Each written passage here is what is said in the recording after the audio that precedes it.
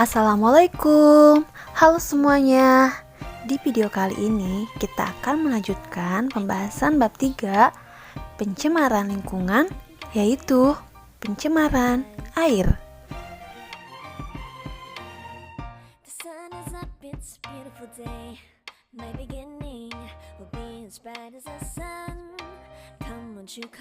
Dalam kehidupan sehari-hari, makhluk hidup selalu membutuhkan air, termasuk manusia. Kita sangat membutuhkan air bersih untuk berbagai kegiatan, antara lain minum, mandi, mencuci, masak, dan lain sebagainya. Salah satu ciri air bersih adalah tidak tercemar.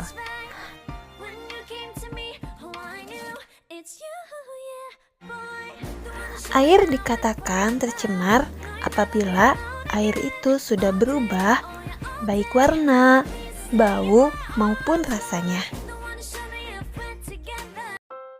Pencemaran air yaitu masuknya makhluk hidup, zat, energi, atau komponen lain ke dalam air. Akibatnya kualitas air turun sampai ke tingkat tertentu yang menyebabkan air tidak berfungsi lagi sesuai dengan peruntukannya. Pencemaran air merupakan kondisi air yang menyimpang dari sifat-sifat air dalam keadaan normal. Kualitas air menentukan kehidupan di perairan laut ataupun sungai. Apabila perairan tercemar, maka keseimbangan ekosistem di dalamnya juga akan terganggu. Air dapat tercemar oleh komponen-komponen anorganik, di antaranya berbagai logam berat yang berbahaya. Kegiatan industri yang melibatkan penggunaan logam berat antara lain industri tekstil, lapisan logam, cat atau tinta warna, percetakan, bahan agrokimia, dan lain-lain. Beberapa logam berat ternyata telah mencemari air di negara kita, melebihi batas yang berbahaya bagi kehidupan. Apa saja sih faktor penyebab pencemaran air? Pencemaran air dapat terjadi pada sumber mata air, sumur, sungai, rawa-rawa, danau, dan laut. Bahan pencemaran air ini dapat berasal dari limbah industri, limbah rumah tangga, dan limbah pertanian. Sekarang kita akan melakukan pembahasan satu persatu.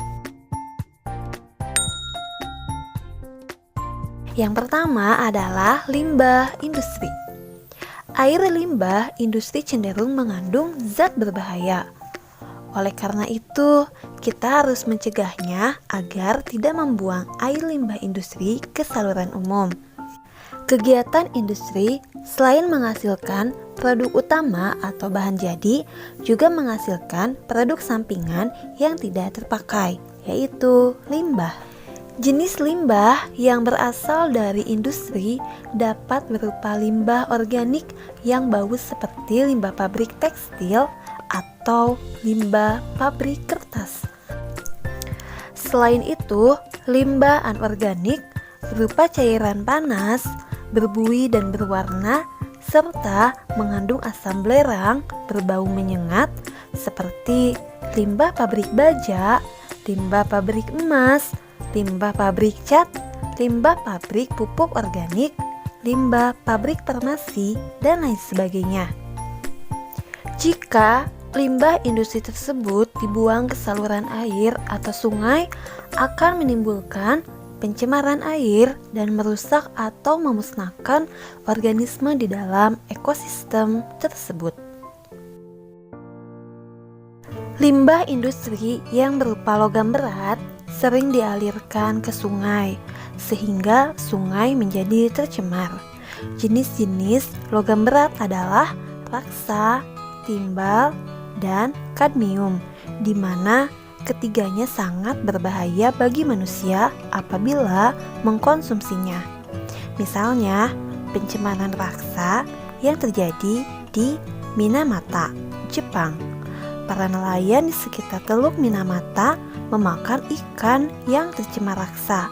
Akibatnya, mereka mengalami kerusakan saraf yang disebut penyakit Minamata. Lebih dari 80 orang meninggal akibat penyakit ini.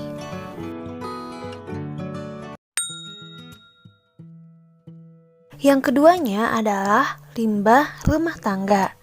Limbah rumah tangga dapat berasal dari bahan organik, anorganik, maupun bahan berbahaya dan beracun.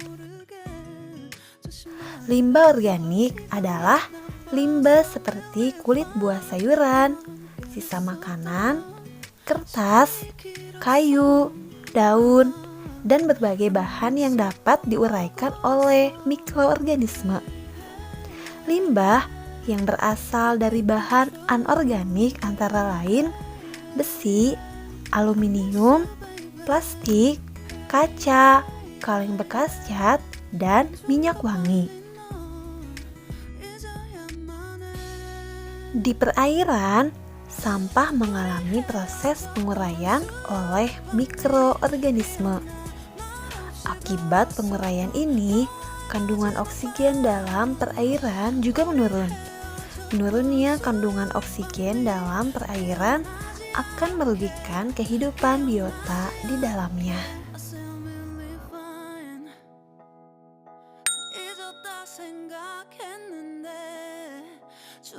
Dan yang ketiga adalah limbah pertanian. Air limbah pertanian sebenarnya tidak menimbulkan dampak negatif pada lingkungan. Namun, dengan digunakannya fertilizer sebagai pestisida yang kadang-kadang dilakukan secara berlebihan, sering menimbulkan dampak negatif pada keseimbangan ekosistem air. Pada sektor pertanian juga dapat terjadi pencemaran air, terutama akibat dari penggunaan pupuk dan bahan kimia pertanian tertentu seperti insektisida dan herbisida. Limbah, bahan berbahaya dan beracun antara lain timbul akibat adanya kegiatan pertanian. Kegiatan pertanian biasanya menggunakan obat-obatan pembasmi hama penyakit seperti pestisida, misalnya insektisida. Selain itu, kegiatan pertanian menggunakan pupuk, misalnya urea. Penggunaan pupuk yang berlebihan juga dapat menyebabkan suburnya ekosistem di perairan kolam, sungai, waduk, dan danau. Pupuk yang tidak terserap ke tumbuhan akan terbuang menuju perairan. Akibatnya terjadi blooming algae atau tumbuh suburnya ganggang di atas permukaan air. Tanaman ganggang ini dapat menutupi seluruh permukaan air sehingga mengurangi kadar sinar matahari yang masuk ke dalam perairan tersebut. Akibatnya, proses fotosintesis fitoplankton terganggu dan kadar oksigen yang terlarut dalam air menurun sehingga merugikan makhluk hidup lain yang berada di dalamnya.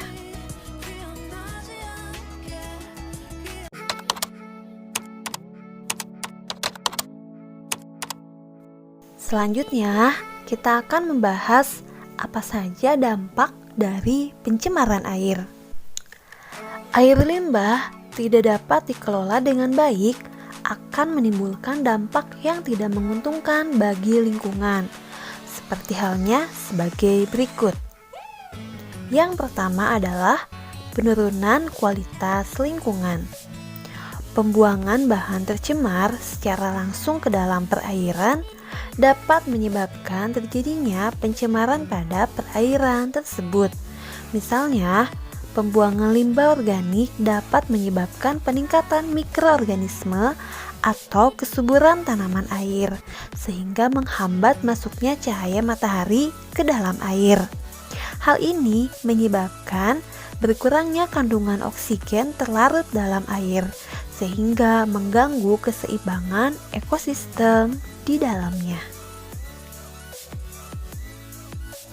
Yang kedua adalah gangguan kesehatan.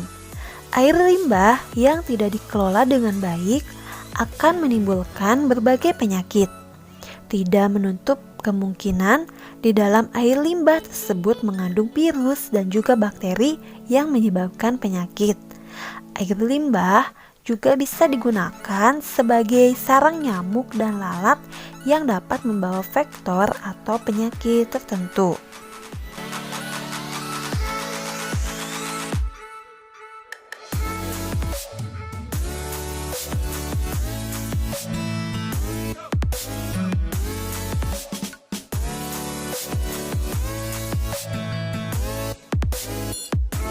Yang ketiga adalah pemekatan hayati. Coba kamu pikirkan, apabila suatu perairan tercemar oleh bahan beracun itu dapat meresap ke dalam tubuh alga atau mikroorganisme lainnya. Selanjutnya, hewan-hewan kecil atau zooplankton akan memakan alga tersebut. Kemudian, zooplankton akan dimakan oleh ikan-ikan kecil dan ikan besar akan memakan ikan yang kecil. Apabila ikan-ikan besar ditangkap oleh manusia dan dimakan, maka bahan beracun tersebut akan masuk ke dalam tubuh manusia. Zooplankton yang makan alga tidak hanya satu, tetapi banyak sel alga. Dengan demikian, zooplankton tersebut sudah mengandung bahan beracun yang banyak. Demikian juga halnya dengan ikan kecil yang memakan zooplankton dan ikan besar akan memakan ikan kecil tidak hanya satu. Makin banyak memakan ikan-ikan kecil, makin banyak bahan pencemar yang masuk ke tubuh ikan besar.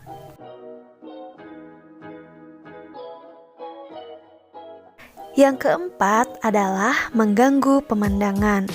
Kadang-kadang air limbah mengandung polutan yang tidak mengganggu kesehatan dan ekosistem, tetapi mengganggu pemandangan kota. Meskipun air yang tercemar tidak menimbulkan bau, perubahan warna air mengganggu pemandangan mata kita. Hal ini tentu mengganggu kenyamanan dan keasrian kota. Dan yang kelima, mempercepat proses kerusakan benda.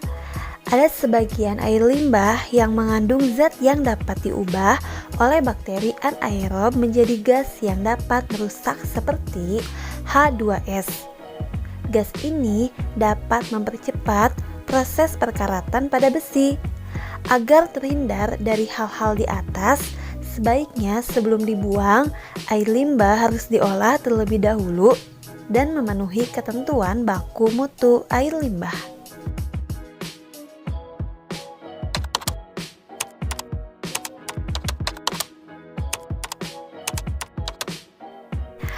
Pengolahan limbah bertujuan untuk menetralkan air dari bahan-bahan tersuspensi dan terapung, menguraikan bahan organik biodegradable, yakni bahan organik yang dapat terurai oleh aktivitas makhluk hidup, meminimalkan bakteri patogen, serta memperhatikan estetika dan lingkungan. Pengolahan air limbah dapat dilakukan sebagai berikut. Yang pertama, pembuatan kolam stabilisasi. Dalam kolam stabilisasi, air limbah diolah secara alamiah untuk menetralisasi zat-zat pencemar sebelum air limbah dialirkan ke sungai. Kolam stabilisasi yang umum digunakan adalah kolam anaerobik, kolam fakultatif atau pengolahan air limbah yang tercemar bahan organik pekat, dan kolam maturasi atau pemusnahan mikroorganisme patogen. Yang kedua adalah IPAL, instalasi pengolahan air limbah. Pengolahan air limbah ini menggunakan alat-alat khusus. Pengolahan ini dilakukan melalui 3 tahapan, yaitu primary treatment atau pengolahan pertama, secondary treatment pengolahan kedua, dan tertiary treatment pengolahan lanjutan.